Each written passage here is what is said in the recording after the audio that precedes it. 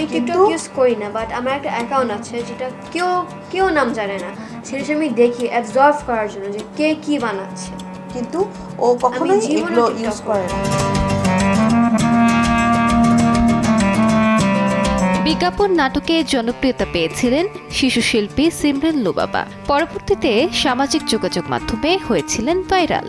ইচ্ছা ছিল অভিনয়ের মাধ্যমে নিজেকে আরও অনেক দূর এগিয়ে নিয়ে যাবেন, থাকবেন দর্শকের হৃদয়ে। তবে হঠাৎ করেই জানা গেল তাকে আর দেখা যাবে না পর্দায়।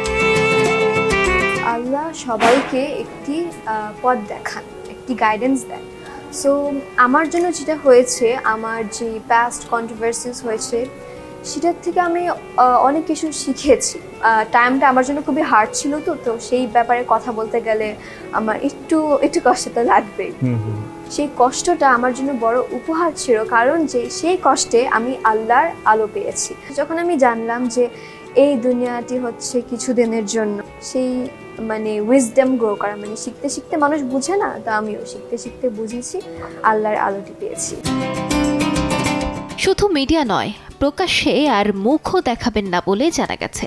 ইতোমধ্যে নিকাব পরা শুরু করেছেন লুবাবা। তার মা জাহিদা ইসলাম জেমি বিষয়টি নিশ্চিত করে বলেন, এটি সম্পূর্ণ লুবাবার নিজের সিদ্ধান্ত।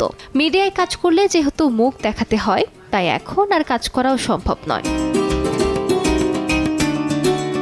সংস্কৃতি মনা পরিবারে বেড়ে ওঠা লুবাবার অভিনয়ের শুরুটা ছিল বেশ ছোট বয়সেই। তার দাদা ছিলেন প্রখ্যাত মঞ্চ ও টেলিভিশন অভিনেতা প্রয়াত আব্দুল কাদের। দাদার অনুপ্রেরণাতেই ক্যামেরার সামনে দাঁড়ান লুবাবা। শিশু শিল্পী হিসেবে নাটক, বিজ্ঞাপন ও মডেলিংয়ে নিয়মিত কাজ করে খুব অল্প সময়ে দর্শকের পরিচিত মুখ হয়ে ওঠেন তিনি।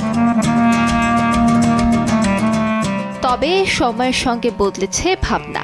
লুবাবার মা জেমি জানান, ধর্মীয় বই পড়তে পড়তেই লুবাবার ভেতরে এই পরিবর্তন আসে। কোরআন খতম করা, হাদিস ও বিভিন্ন ধর্মীয় গ্রন্থ অধ্যয়নের মধ্য দিয়ে তিনি নতুনভাবে ভাবতে শুরু করেন। সেই উপলব্ধিতেই মিডিয়া থেকে সরে দাঁড়ানোর সিদ্ধান্ত তার।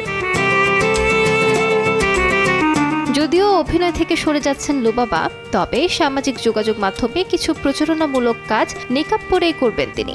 পাশাপাশি আগামী রমজানে উমরাহ পালনের পরিকল্পনাও রয়েছে তার। ছোট পর্দার পরিচিত মুখ থেকে একেবারে ভিন্ন এক পথ বেছে নেওয়া লুবাবার এই সিদ্ধান্ত ইতোমধ্যেই আলোচনার জন্ম দিয়েছে। আলিশা ইসলাম, সময় সংবাদ।